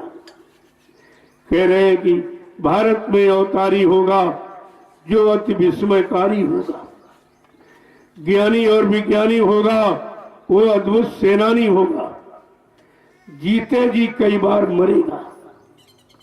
देखो रविदास जी कह रहे हैं वो शक्ति ये भी खेल करेगी, जीते जी कई बार मरेगा। क्या जिंदा होकर कोई मर के कोई जिंदा हो सकता? लेकिन उस समृद्ध शक्ति के बारे में रविदास जी क्या कह रहे हैं? जीते जी कई बार मरेगा और छंदम भेष में वो विचरेगा, वो एक अनोखे भेष में विचरण करेगा, लेकिन लोग पहचान नहीं पाएंगे। आगे क्या कह रहे हैं? कि देश बचाने के लिए होगा एक आह्वान। संपूर्ण देश विदेश को बचाने का आह्वान करेगा। कहा था मैं दूरदर्शी व्यवस्था के द्वारा देश दुनिया में परिवर्तन करके दिखा दूंगा। आज रविदास जी की वाणी बिल्कुल सत्य हो रही। देश बचाने के लिए होगा एक आह्वान, युग परिवर्तन के लिए चले प्रबल तूफान। तूफानी दौरा हिंदुस्तान में करेंगे, सब आपके सामने हो चुका। युग परिवर्तन की आवाज लगाएगा कि कलयुग को भगाऊंगा और सतयुग को लाऊंगा। आगे रविदास जी क्या कह रहे हैं? तीनों ओर से होगा हमला, देश के अंदर द्रोही घपला। चारों तरफ से जिन्होंने घपला किया, ठगी की है, बेईमानी की है, का उसका भी सब राज खुलेगा, ये भी राज खुलेगा। और कह रहे हैं कि सभी तरफ कोहराम मचेगा, कैसे हिंदुस्तान बचेगा। चारों तरफ कोहराम त्राहिमाम। आज वही स्थिति है, चारों तरफ लोग मौत के घेरे में खड़े। मौत से बचाने का कितने उपाय किए जा रहे, लेकिन इनको नहीं मालूम कि मौत तुम्हारे हाथ में नहीं है। उसकी घड़ी और जगह और समय सब निश्चित है। किस कर्मों की सजा कौन सा कारण बनाएगी और मौत कराएगी। आगे क्या कह रहे हैं? नेता मंत्री और अधिकारी इनको जान बचाना होगा भारी। रविदास जी क्या कह रहे हैं कि नेता मंत्री और अधिकारी इनको जान बचाना होगा भारी। ये अपनी अपनी जान को बचा नहीं पाएंगे, क्योंकि जो तुमने किया है वो फल अवश्य मिलेगा। काया से जो कारज होई, बिन भोगे बचे ही नहीं कोई। आगे क्या कह रहे हैं? ये नेता मंत्री अधिकारी जान बचाने के लिए क्या करेंगे? छोड़ सब मैदान भगेंगे, अपने अपने घर में दुबकेंगे। ये सब राजनीति का मैदान छोड़ के भाग जाएंगे, अपने अपने घोंसलों में छिपने की कोशिश करेंगे। लेकिन महापुरुष क्या करेगा? कह रहे जिन जिन भारत माँ सताई, जिन्होंने भारत माता को सताया है, जिन जिन भारत माँ सताई, जिसने इसकी करी लुटाई और खूब यहाँ लूटा, सामान, धन और दौलत और गौरव और गरिमा और मर्यादा और चरित्र, ये सब लूट लिया है।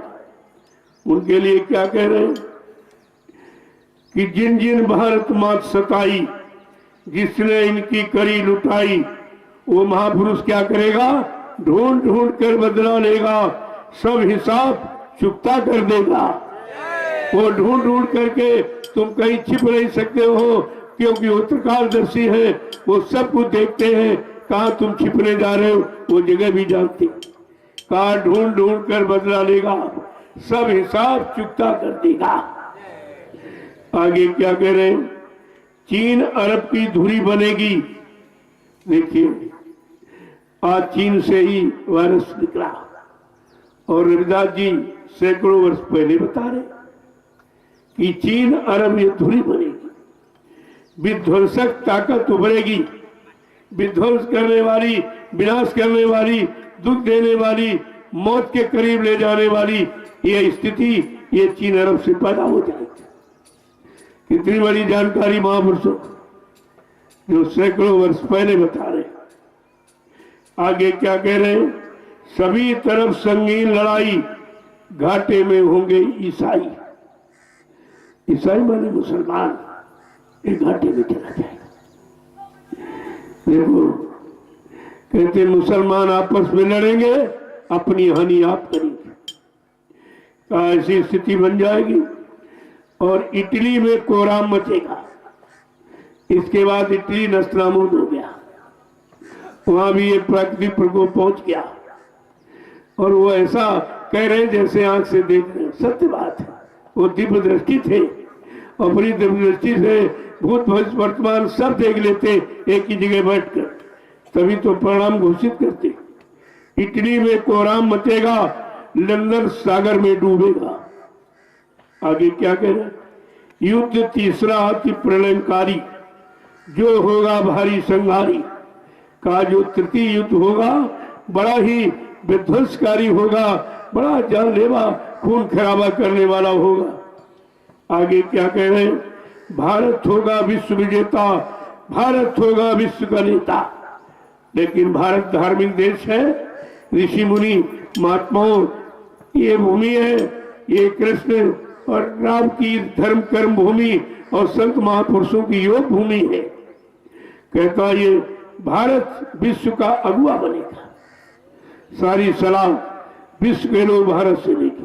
विश्व गुरु हो भारत देश, ये भारत देश विश्व का गुरु बनेगा और सब लोग अध्यात्म की शिक्षा भारत देश में लेंगे। और अध्यात्म कहीं नहीं, सब जगह भौतिक सुख, भौतिक सुख। आगे क्या कह रहे हैं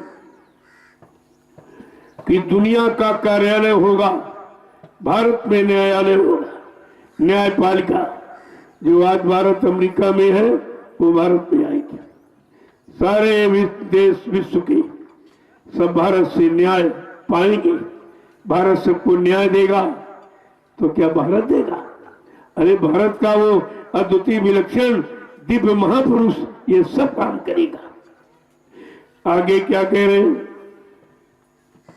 कि तब सतयुग दर्शन आएगा। जब ये स्थिति बनेगी, भारत विश्व का अगुवा बनेगा, भारत सलाहकार बनेगा, न्यायपालिका भारत में होगी, सब लोग न्याय लेने भारत आएंगे। तब क्या कह रहे हैं? और पूरे विश्व का कार्यालय भारत में बनेगा। और कहते हैं तब सतयुग दर्शन आएगा। तब सतयुग का दर्शन उन जीवों को मिलेगा जो उस समय तक जीते रहेंगे। आगे क्या कह रहे हैं? संत राज सुख वर्ष आएगा। तब हिंदुस्तान में संतों का राज्य होगा। जब संत राज करेंगे तब सच्चिदानंद मिलेगा, सही सच्चा सुख यानी न्याय सुरक्षा, रोजी रोटी, महंगाई, गरीबी ये सब दूर होगी और सही दिशा सबको मिलेगी। सबको घर परिवार में रहने की सुख शांति मिलेगी और सब बैठकर भगवान का भजन करेंगे। आगे कह रहे हैं संत राज वही है भारत में, अब बचाए बचिए ना, बाबा जय गुरुदेव की वाणी तब दिखाई पड़ी है ना। ऐसा नहीं कहते तुमको देखने को मिलेगा। ये भाषण स्पीच रविदास जी ने नहीं किया, आगे आने वाले समय की जानकारी दी है। कहा कि सहस्र वर्ष लग सतयुग लागे, तब ये हजारों वर्ष तक सतयुग रहेगा। इसी भारत भूमि पर हजारों वर्ष के लिए सतयुग रहेगा। और क्या कह रहे हैं आगे कि विश्व गुरु बन भारत जागे, सहस्र वर्ष लग सतयुग लागे और विश्व गुरु बन भारत जागे।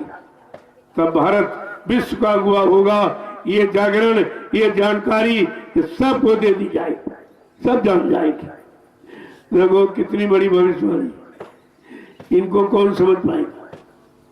आए थे मनुष्य शरीर में, लेकिन दिव्य दृष्टि से अपनी जीवात्मा के तीसरी आंख, तीसरे कान, नाक को जगा चुके थे। उसी से देखकर ये सब आगे आने वाले भयानक और दुर्दशा देने वाले समय की जानकारी दे रहे। और क्या कहा सब सुन लीजिए आप। संत कोई बात को छोड़ते नहीं, बिल्कुल सत्य का पर्दाफाश कर देते। आगे क्या कह रहे हैं? एक बार रविदास ज्ञानी कहने लगे सुनो अटल कहानी। ऐसे आत्मज्ञानी भूमंडल पर कभी नहीं आए, केवल कलयुग में आए और पूरा भेद खोल के रख दिया। कहते एक बार रविदास जी अपनी कुछ अटल, जो अटल नहीं सकती, जो नष्ट नहीं हो सकती, झूठ नहीं हो सकती, ऐसी वाणी का बखान कर रहे हैं। क्या कह रहे हैं कि कलयुग बात साँच सोई, बीते सहस 5-10 दोई। देखो कितना स्पष्ट है, यानी 10, 5 यानी 15 और 2015 से लागू होगा और 18 में लीला हो जाएगी। लीला हो जाएगी, खेल करने की शुरुआत लीला ही होती है। क्या कह रहे हैं? भरमा में सब स्वार्थ के काजा, बेटी बेट तजे कुल लाजा। समाज परिवार और इंसानों की ऐसी मानसिकता खराब हो जाएगी कि सब स्वार्थ के कारण अपनी बेटी को भी आदान प्रदान पैसे से कर दे, यानी बेचने लगे। और क्या कह रहे, नशा दिखावे घर में पूरा, मात बहन का पकड़े जूड़ा, कि शराब के नशे में सब शराबोर हो जाएंगे, बुद्धि का विवेक ज्ञान समाप्त हो जाएगा, माँ बहन को भी मारने गाली गलौज करने लगे। आगे क्या कहना, अंडा मांस मछलिया खावे, भिक्षा करी अत पाप कमावे। कहा जो भिक्षा लोगों से लेते हैं या जो तुम दान देते हो वो भिक्षा का तुम्हारे दुरुपयोग करेंगे, तुम्हारी भिक्षा तुम्हारा दान लेकर वो भजन नहीं करेंगे, वो अंडा मांस मछलियां खाएंगे, जिससे तुमको भी सहयोगी बनाएंगे। अगर आप धन न दें तो अंडा मांस कैसे खाएगा? तो खिलाने का आधार माध्यम तुमने बनाया है अपना पैसा, लिया जा वो परिणाम तुमको भी भोगना पड़ेगा। 10 प्रकार के दोषी माने जाते, अनमनता विशास्ता निहन्ना के विक्रय चौफन्ना चखादे कच्चे देहत का, यानी सलाह देने वाला, मारने वाला, काटने वाला, बेचने वाला, खरीदने वाला, लाने वाला, पकाने वाला, परोसने वाला और खाने वाला, ये सब पाप के दोषी होते। इतने को पाप लगता है मांस का, क्योंकि जीव की हिंसा हुई है, हत्या हुई है, उसका परिणाम किनको भोगना पड़ेगा? कहते हैं 10 लोगों को, सब बता दिया। आगे क्या कह रहे हैं, जबरन करी है भोग विलासा, सज्जन मनती होए निराशा। जबरदस्ती माँ बहन बेटी को पकड़ के ले जाएंगे और भोग करेंगे, कहा ऐसा भी समय आ जाएगा, जबरदस्ती करें और तुम कुछ नहीं कर पाओगे। समाज देश देखता रह जाएगा, कुछ नहीं क्यों, सब उसी में लग जाएंगे। एक एक आने वाली स्थिति परिस्थिति का कैसा खुलासा करते हैं, इनको कहते हैं संत महापुरुष रविदास जी।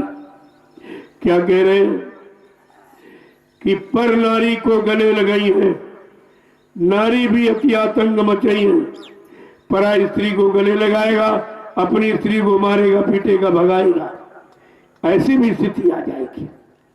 आगे क्या कह रहे हैं कि अपने पति को मार भगाई है, पर प्यारे को गले लगाई है, और स्त्री भी अपने पति का कोई साथ दुर्व्यवहार करेगी, मार के भगाएगी और दूसरे पतियों से संपर्क करेगी, ऐसी स्थिति आ जाएगी। आगे क्या कह रहे हैं, कर्म दे कि पृथ्वी फट गई है, अंबर भी दरारे खई है। ऐसा दुष्कर्म देखकर ये पृथ्वी फट जाएगी और अंबर में भी दरारें पड़ जाएंगी, आकाश में भी। वो भी नहीं देखकर खुश है, उनको भी दुख हो रहा। धरती माँ भी रो रही कि हमारे पर कितना जघन्य अपराध हो रहा है। जिन जीवों को मैंने अपनी गोदी में पाला, आज उन जीवों को निर्दोष बेगुनाह मारा काटा सताया जा रहा, और ये नारी को विचार के चक्कर में फंसा जा रहा। अब ये पिछले इतिहास को भूल गए। एक नारी सीता का अपहरण पर कितने करोड़ मारे गए लंका में। एक नारी द्रौपदी को बड़ी सभा में नंगा किया जाने का प्रयास कितना बड़ा, यानी खून खराबा हुआ, अरबों खरबों महाभारत में मार दिए गए। ये नारी अपमान की सजा। आज तो सब खुलेआम हो रहा, खुलेआम अपहरण हो रहा, खुलेआम मतलब यानी नंगा किया जा रहा। कोई कहने वाला, कोई सुनने वाला, कोई देखने वाला, कोई मदद करने वाला है ही नहीं। ये अपराध सब राजा को लगेगा। क्यों? जा सुराज प्री प्रजा दुखारी, स्वर्ण पवस नरक अधिकारी। रामचरितमानस क्या कह रही, जिसके राज्य में प्रजा दुखी है वो राजा नरक में जाएगा। एक दुख नहीं, करोड़ों दुख। जिन दुखों का बयान नहीं किया जाता, इससे गंदे से गंदे भयानक विभत्स यानी ये सब किया जा रहा। आगे समझा के क्या कह रहे, एक एक शब्द को देखिए। कर्म देख पृथ्वी फट गई है, ऐसा ये जघन्य अपराध न किस कर्म, खून खराबा और चरित्र का अपमान, चरित्र को लुटना देखकर ये भारत माँ रो पड़ी है, रो पड़ी। कोई आंसू बहाने वाला, पोंछने वाला नहीं है। आगे क्या कह रहे हैं? अति भीषण क्रांति की ज्वाला, तामे कूद पड़े मत वाला। ऐसी भीषण यानी क्रांति को देख करके ऐसी बढ़ती हुई ज्वाला में वो महापुरुष अपनी वैचारिक क्रांति का बील बजाता हुआ कूद पड़ेगा। और क्या है, क्या करेगा? धरे भेष साधु का न्यारा, गुरु नाम का करे प्रचारा। वो अनोखा अनोखा भेष साधु का धारण करेगा। सब एक बात खोल के कहते, और वो गुरु नाम का प्रचार करे, और अपने नाम का नहीं, अपनी जाति का नहीं, अपने मुकाम का नहीं, वो गुरु के नाम का प्रचार करेगा और अनोखे भेष में। आगे क्या कह रहे हैं? जब देश आजाद हो गई है, एक बार वो शक्ति जाके छिप गई है।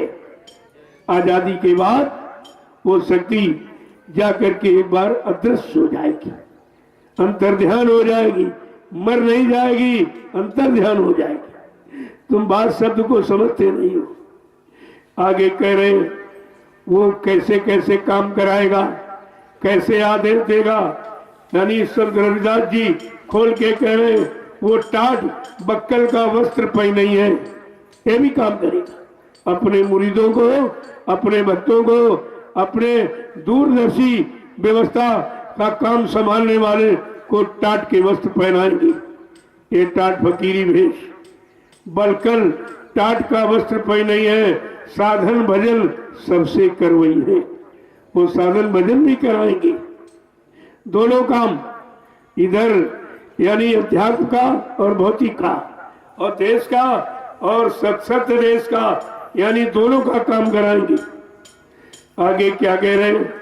ऐसा मंदिर एक बनवाई है जो भूमंडल पर कहीं न दिख रही।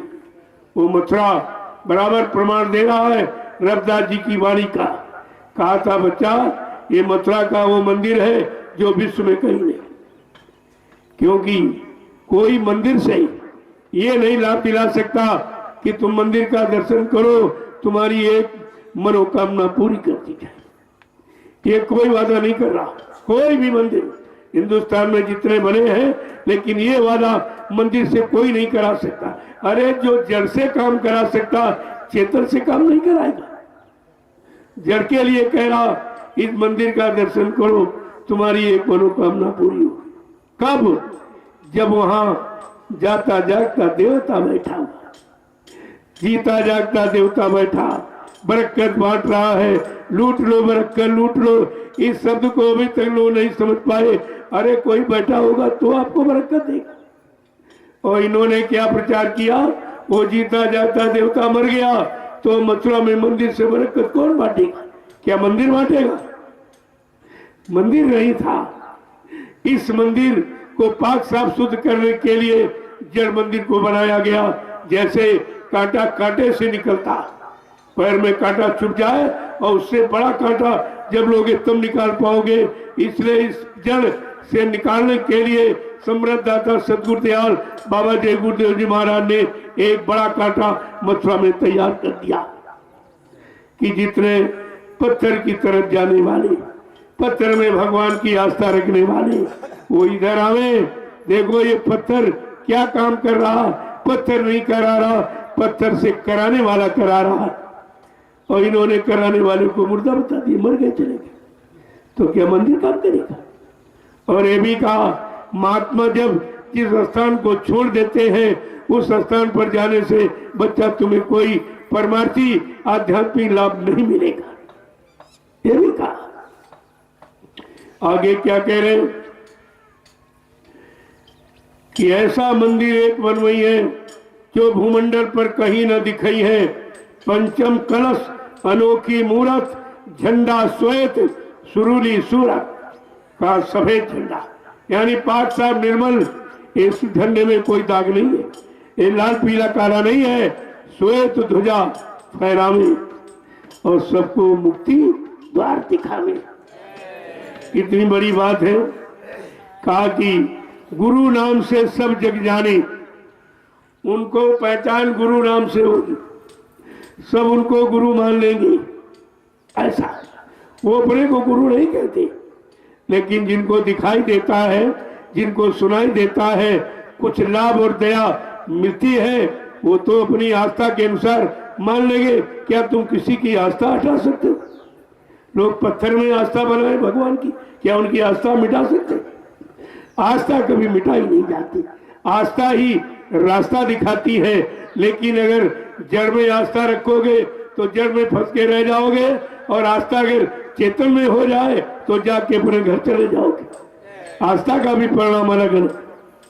आगे क्या कह रहे हैं कि गुरु नाम से सब जग जाने, उनको परम पूज्य माने, सत्य पंथ का कर प्रचारा, वेद धर्म का कर विस्तारा। वो सत्य धर्म यानी संत मत का प्रचार करेंगे और गुरु नाम का झंडा, श्वेत झंडा लेंगे और झंडे के नीचे सबकी सुरक्षा का आह्वान करेंगे। आगे क्या कह रहे हैं? करे संगठन बन ब्रह्मचारी, उनको कोई बेटी बेटा स्त्री नहीं होगी। क्या कह रहे हैं?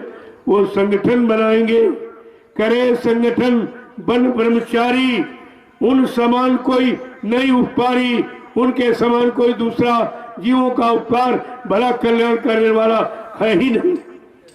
आगे क्या कह रहे हैं? अस कई मौन भय रविदासा, विनय पूर्ण मुन प्रेम प्रकाशा।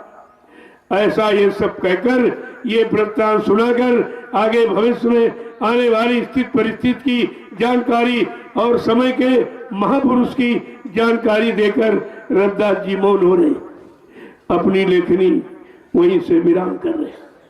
और क्या कह रहे हैं? विनय पूर्ण मुन प्रेम प्रकाशा। ये प्रेम प्रकाश जो उनका ग्रंथ है, उसमें उन्होंने वर्णन किया। ये जो रविदास जी की वाणी है, वो प्रेम प्रकाश नामक उनका ग्रंथ है, उसमें इसको उन्होंने दर्शाया, सब बताया। अब देखिए महापुरुष क्या नहीं जानते, सब जानते हुए कुछ कहते नहीं आज। और तुम बिगाड़ किया करते, तुम नुकसान किया करते हो संगत का, ये तुमको भोगना पड़ेगा। क्योंकि संगत एक एक रुपए कैसे देती, आप हमसे पूछिए। मैं ये कितनी मेहनत करता हूँ, 4-4, 5-5 घंटे बोलता हूँ, 5-6 घंटे मिलता हूँ, तब प्रेमी 10 रुपए निकाल के देता है। कितनी मेहनत की कमाई, और तुम इसे ऐसे बर्बाद करते। अरे तुम्हें अधिकार दे दिया गया, इसका मतलब बर्बाद करने का अधिकार कि बनाने का अधिकार, ये भी नहीं समझते। कहते हमको हो गया आदेश, हम जो इच्छा है वो करेंगे, ये आदेश आपको मिला। तो जो तुमने नुकसान किया है उसका खामियाजा आपको भोगना पड़ेगा। एक एक वस्तु को ये समझकर प्रयोग करो, मेरी है और ये खराब ना होने पावे, नहीं हम सबको इसकी सजा मिलेगी। ये देखिए बनाया इन्होंने मकान, वो उधर बना हुआ, इतना नुकसान किया है, इतनी बड़ी इमारत और बन जाती, इतना बड़ा नुकसान करती। मैं रोज ये बात कहता हूँ, लेकिन इनकी समझ में नहीं आती। अब भी नुकसान कर रहा है, वहां प्लास्टर हो रहा, जितना मसाला गिर जाता उसको उठाते नहीं, और क्या कहते इसी पर और प्लास्टर करते। वो कितने दिन रहेगा? ये सब नुकसान कर रहे हो, तुम्हारी बुद्धि अकल कहाँ चली गई? तुम्हें सजा मिलेगी, मैं भी माफ नहीं कर सकता, क्योंकि गरीबों की गाड़ी कमाई का आप दुरुपयोग करते हो। मेरे बताने पर भी इस सजा की माफी मैं भी नहीं दे सकता, मैं इसके बारे में कुछ नहीं कहूँगा। आप कितना बड़ा लोग, इतनी बड़ी और इमारत बन जाती, कितने लोगों का काम। ये 6-6 इंच मोटी छत डालने की जरूरत? कौन सा 20 मंजिल का?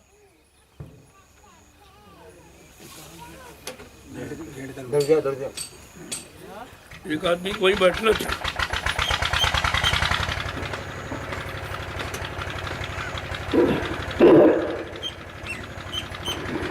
एक एक पाई का दुरुपयोग करोगे, तुम्हारी नसों से निकाल दिया, तुम बच नहीं सकते हो। तुम समझते हो देखने नहीं आते, देखते मैं सब देख रहा हूँ, सब जान रहा हूँ। फिर भी तुमसे कुछ कह नहीं रहा हूँ, प्रेम प्यार मोहब्बत से बोलता हूँ। तुम समझते हो कुछ नहीं जानते, ये चश्मा लगाते हैं इनको कम दिखाई देता, ये समझ कर आप ये सब कर रहे।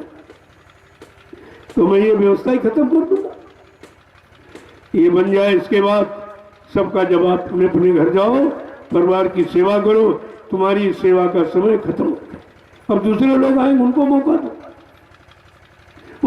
दो, सबका देखेगा। अरे भाई सबको देखा जाएगा, जिसको सच्चा ईमानदार समझ उसी को सौंप दिया जाएगा। मैं क्या करूंगा, मैं कोई मालिक बनने थोड़ी आया हूं, मैं तो आपको मालिक बनाने आया हूं। लेकिन तुम्हारे पास अभी सेवक बनने के लक्षण नहीं है, मालिक कैसे बन जाओगे? मालिक बनने के लिए 14 गुण चाहिए, 14 गुण, और तुम्हारे में 2800 गुण है, तुम कैसे मालिक बन जाओ? जब इसको तुम सुरक्षित नहीं रख सकते हो तो आगे आने वाले समय में देश को, समाज को कैसे तुम सुरक्षित रखोगे? बात तो इनकी समझ में आती है, बहुत नुकसान करती है और पूछते भी नहीं। कम से कम पूछ लेना चाहिए। मैं एक दिन केवल ऊपर गया, अब हमारे गांठे नहीं काम करते, मैं इतना ऊपर चढ़ नहीं पाता हूँ। ये समझ रहे हैं कि गांठे इनकी काम करती नहीं, ऊपर तो आएंगे नहीं, हम जैसा चाहे वैसा बनाएंगे।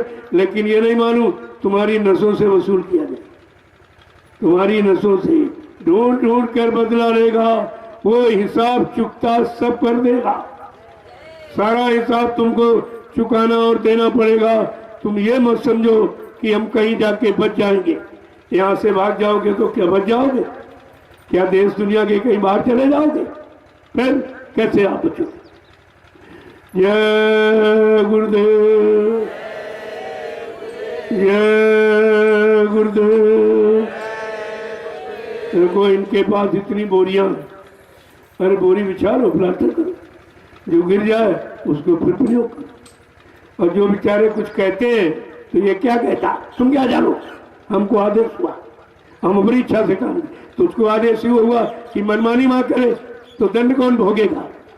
इसलिए इस मंजिल यानी इमारत के बाद सबको जवाब, चुपचाप झोला उठाओ कर जाओ, यहाँ रहने की जरूरत नहीं है, मैंने तुम्हारा सब काम देख लिया।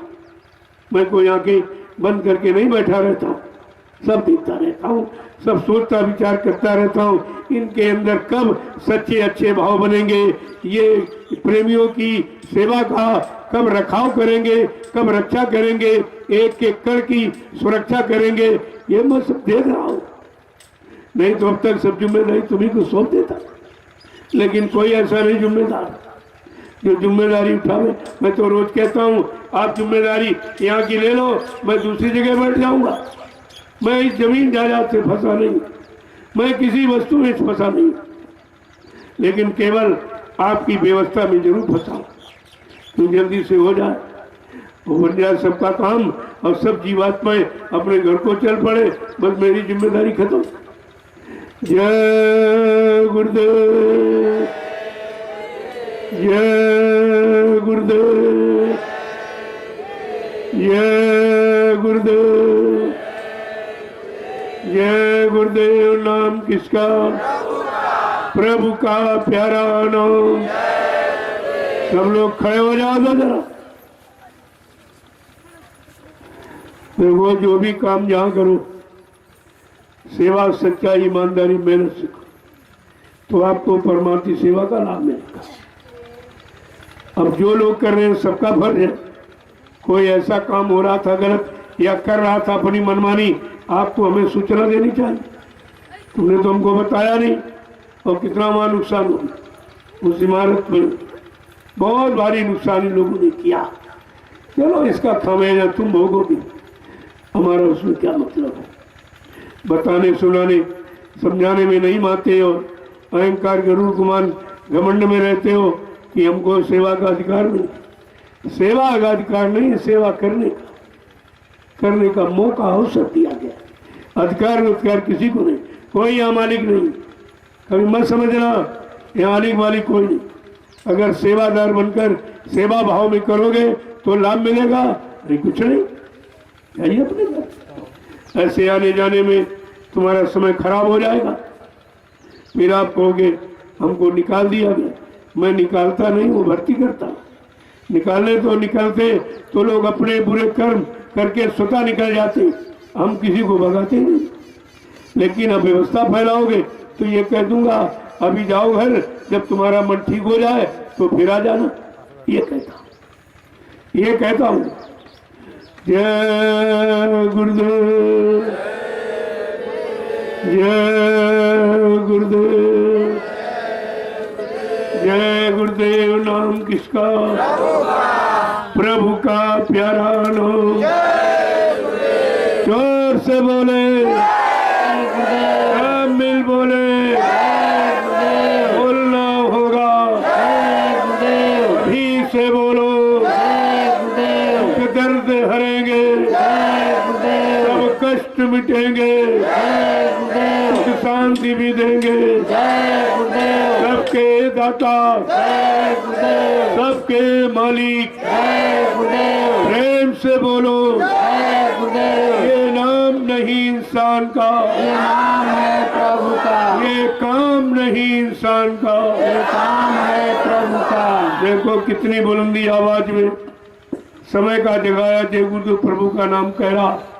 अब ये काम इंसानों की बुद्धि के बस का नहीं है, चाहे भौतिक हो चाहे आध्यात्मिक, चाहे राज की व्यवस्था हो, परिवार की व्यवस्था हो, समाज की व्यवस्था हो, व्यक्ति विशेष की व्यवस्था हो। अब ये व्यवस्था इंसानों की बुद्धि के बस की बात नहीं है। अब तो ये परमार्थी काम शुरू होने का समय आ गया, सतयुग का बिगुल बजा दिया गया, लेकिन आपने सुना ही नहीं था, आपने सुना नहीं बिगुल को। बज रहा का सत्य का डंका, सारे विश्व को दहलाने वाला, ये विश्व विजेता, ये जय गुरुदेव प्रभु नाम चैलेंज के साथ काम करने का वादा कर रहा है। हमें आपको उस नाम के वादे और उसकी आवाज को समझना चाहिए। नहीं समझोगे परेशान हो जाओ। वो समृद्ध दाता दयालु तो हमारा आपका इतिहास में नाम लिखाना चाहते, इतिहास के पात्र बन जाओ, लेकिन आप बनना नहीं चाहते। आप तो ऐसे ऐसे काम करते हो जो संसार वाला भी नहीं करता। संसार वाला कहते भाई चलो खाते हैं तो बजाते जरूर है, कहा हमने इनका खाया है, एक एक अन्न का दाना का मैं पूरा पालन यानी मतलब करूंगा और उसका काम करके उससे उद्धार कराऊंगा। तो तुम्हारे समझ में कुछ नहीं आ रहा। अरे तुम्हें तो सब मुफ्त में मिल रहा है, न तुमको रोटी की चिंता, न सब्जी की चिंता, न कपड़े की चिंता, घर गृहस्थी परिवार, इस सब को कोई चिंता नहीं। क्या ऐसा चिंता रहित कोई स्थान, कोई आश्रम इस विश्व में है? ये भी तुम्हारी समझ में नहीं आ रहा। जय गुरुदेव। देखो मैं इनको सबको देता हूँ, कपड़े से लेकर साबुन सोडा भी, चप्पल जूते भी, सीजनल कपड़े भी, और इनको पैसा भी देता हूँ। फिर भी नहीं ईमानदारी से काम कर, फिर भी अपना समझ के नहीं कर रहे। कितना नुकसान संगत का कर रहे हैं। क्या इनको कभी क्षमा मिलेगी? ये धन प्रेमियों का है, मेरा नहीं। मेरे पास तो कुछ है ही नहीं, मेरे पास एक रुपया भी नहीं, ये प्रेमियों का है और तुमको दिया जा रहा। और इस धन का अगर दुरुपयोग करोगे तुम सजा के भागीदार बनोगे। मैं बड़े साफ शब्दों में कहता हूँ, मैं जाऊं न जाऊं, देखूं न देखूं, लेकिन तुम्हारा फर्ज क्या? वैसे तो मैं सब देख रहा हूं, सब समझ रहा हूं, सब जगह जाता हूं। तुम रात में सो जाते हो, मैं निकलता हूं, सबको देखता हूं कौन किस स्थिति परिस्थिति में रह रहा। ऐसा नहीं है। जय गुरुदेव, जय गुरुदेव, जय गुरुदेव। नाम किसका? प्रभु का। जय गुरुदेव। नाम किसका? प्रभु का प्यारा नाम। अब आप लोग अपनी बड़ी सेवा में, देखो पहले दिन मैंने कहा सेवा वाले सेवा करिए, वहीं से सत्संग सुनिए। रोज थोड़ी कहना पड़ता, और वो सेवा भी कर रहे हैं और सत्संग भी सुन। और बाहर से बिहार से आए, जगह जगह से प्रेमी आए, सेवा कर रहे हैं। उनको कोई लालच नहीं, कोई लोभ नहीं, ना मैंने उनको कुछ देता हूँ। हाँ, बरकत तो जरूर देता हूँ, बाकी देखने में कुछ नहीं देता, और ज्ञान दृष्टि से उनको सब कुछ मिल रहा है। तो इसलिए अपनी अपनी सेवा में चलो, जो जिम्मेदारी दी गई है उसे बखूबी के साथ निभाओ, पूरा करो, तो आपको आध्यात्मिक लाभ मिलेगा। भौतिक लाभ तो मिलेगा ही, आध्यात्मिक लाभ कि तुम्हारी इस बनाई व्यवस्था से कितने लाख लोग लाभ उठाएंगे। मकान तो आपने जिंदगी में बहुत बनाए होंगे, किसी मकान में परमार्थी लाभ नहीं था, वहाँ परमार्थ का कोई काम ही नहीं था। तुमको भी स्वार्थ था, बनाने वाले को भी निजी स्वार्थ था, लेकिन ये आध्यात्मिक परमार्थी इमारत ये तुम्हारा भी लाभ कर रही और आगे आने वाले लाखों लोगों को ये लाभ देगी। यहाँ लोग आएंगे, बैठकर सुमरन ध्यान भजन करेंगे, सत्संग करेंगे, सेवा करेंगे, ये लाभ तुम्हारे खाते में आएगा कि आपने ऐसी यानी आध्यात्मिक निर्माण इमारत का किया है। तो ये वो इमारत नहीं है जो तुमने जगह जगह बनाई, ये चीज बिल्कुल अलग है। इसलिए इसको अलग होकर ही निर्माण में सेवा भाव से इसे तैयार करो। आपका नाम है जय गुरुदेव, जय गुरुदेव, जय गुरुदेव। नाम किसका? प्रभु का। जय गुरुदेव। नाम किसका? प्रभु का प्यारा नाम। चलिए अपनी अपनी सेवा, कुछ न कुछ जरूर किया। संत मत में तो यहाँ तक कहा गया कि खाली मन शैतान का घर। जब कोई काम न हो तो अपने कपड़े फाड़ के सिया कर, यानी कहने का मतलब आपको बेकार नहीं बैठना। एक एक सौ की पूंजी को सेवा में लगा लो, क्योंकि भजन तो होता नहीं है, सत्संग में नहीं समझ में आता नहीं, अरे तो सेवा में लगा लो। अगर सेवा से सत्संग का लाभ, भजन का लाभ, दोनों लाभ मिल जाए तो इससे बड़ा कौन सा लाभ है? बात को आप समझते क्यों नहीं? क्योंकि ये सेवा तुम्हारे हमारे निजी स्वार्थ की नहीं है, ये सेवा प्योर परमार्थ की, आगे आने वाले भविष्य में लोगों को लाभ देने वाली सेवा आपकी है। कितना बड़ा आपका नाम इतिहास में होगा जो आप निर्माण कर रहे हैं। क्योंकि मैं जितने भी कारीगर आए हैं इनकी लिस्ट बना के हमको दो, रखेंगे वहाँ पर कि समय पर इन्होंने निस्वार्थ सेवा की, कोई लोभ लालच इनके अंदर नहीं था, कोई लेने की इच्छा नहीं थी, इन्होंने यानी निस्वार्थ परमार्थी सेवा की है। लिया जाए इतिहास में अग्रगण्य है। ये तो तुम्हारा काम है, तो सबकी लिस्ट बना दीजिए, जहाँ जहाँ जो सेवा कर रहे हैं, आने जाने वालों की नहीं, जो परमानेंट सेवा कर। ये देखिए, ये सब्जी फार्म आपका, ये भंडारे की सामग्री है, आपका भी काम हो रहा। जितने लोग आते जाते रहेंगे सबका काम होगा, तो कितना बड़ा आपने परमार्थ किया। ये कृषि काम करने वाले कितने धन्य हैं जो इतना बड़ा काम करके लाखों लोगों को ये भोजन सामग्री प्रदान कर रहे हैं, इनका भी लाभ है। ये सब लाभ एकदम अलग थलग। वो निर्माण वाला अलग, कृषि वाला अलग, गौशाले वाला वो अलग, और इधर उधर फुटकर सेवाएं करते हो संगत के लिए, वो भी आपकी परमार्थी सेवा। जैसे लकड़ी ले आना या लकड़ी ढूंढना, ढूंढ करके बता दो, ये भी सेवा आपकी। अरे भाई, अच्छी सच्ची बात बताने में भी तो परमार्थ बनता है। तो आपने कहीं देखा, बता दिया भाई फला जगह लकड़ी है, भंडारे में आ जाए, सबको रोटी मिल जाए, ये भी तो सेवा। सेवा बहुत तरीके से की जाती, इशारा कर दिया, ये बहुत बड़ी सेवा। जय गुरुदेव, जय गुरुदेव। अब आप लोग चलिए, देखो जो सेवा देते हो, ये सेवा को ईमानदारी के साथ गिनना, गिन के रखना, ये भी परमार्थी सेवा। ये तो सबसे बड़ी सेवा। अगर धन नहीं होगा तो निर्माण कार्य कैसे होगा? इसकी जरूरत है। ऐसा नहीं किसी को लाभ नहीं मिल रहा है, यहाँ सबको लाभ। अब लेने वाले बन जाओ तो ले लो, नहीं लोगे आगे लोग आ रहे हैं वो ले लेंगे। इसीलिए कहा था आगे वाले पीछे और पीछे वाले आगे हो जाएंगे। ऐसे थोड़ी कह दिया, तुम्हारी करनी देखकर कह दिया जाता। जय गुरुदेव। अब आप चलिए सुना। देखो जाने वाले हो अभी मिलो, अभी मैं सबसे मिलूंगा। ये झंझट खत्म हो शाम का, सब लोग लाइन लगा लेना, मैं भी मिल लूंगा आपसे, ताकि आपके अंदर एक शंका खत्म हो और एक नई जिज्ञासा की स्फूर्ति सेवा करने की पैदा हो जाए। तो मैं अभी आपसे मिलूंगा और सबको प्रसाद दे दूंगा, क्योंकि शाम को देर तक सेवा चलती आपका प्रसाद छूट जाता, मैं भी आपका दर्शन नहीं कर पाता। इसलिए आपका दर्शन तो बहुत अनिवार्य, सेवक का दर्शन बड़े भाग से मिलता। गुरु भाई कहते नहीं कि गुरु भाग्य के भाग जिन्हें गुरु सेवा, गुरु भक्तों के जागे भाग जिन्हें गुरु सेवा मिली।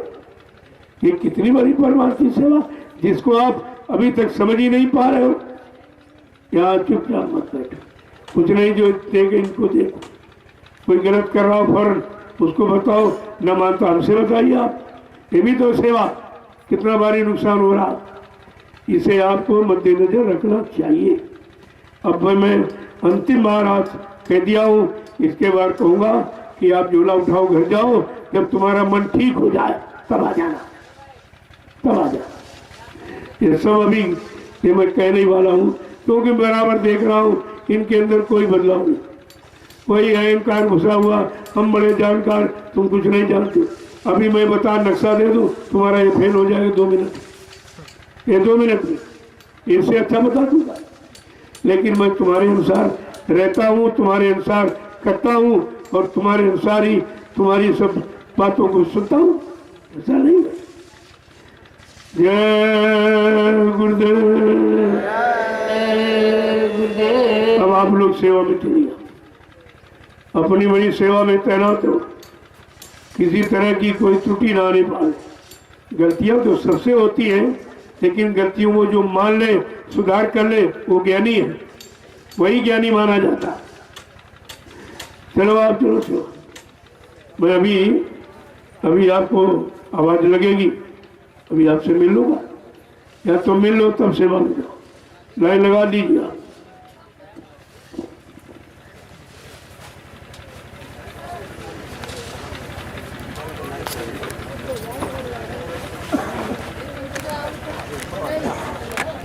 गुरुदेव जय गुरुदेव, जय गुरुदेव, जय गुरुदेव, जय गुरुदेव, जय गुरुदेव, जय गुरुदेव। नाम किसका? प्रभु का पावन पवित्र नाम। यह नाम नहीं इंसान का, नाम है प्रभु का। यह काम नहीं इंसान का, काम है प्रभु का। जय गुरुदेव।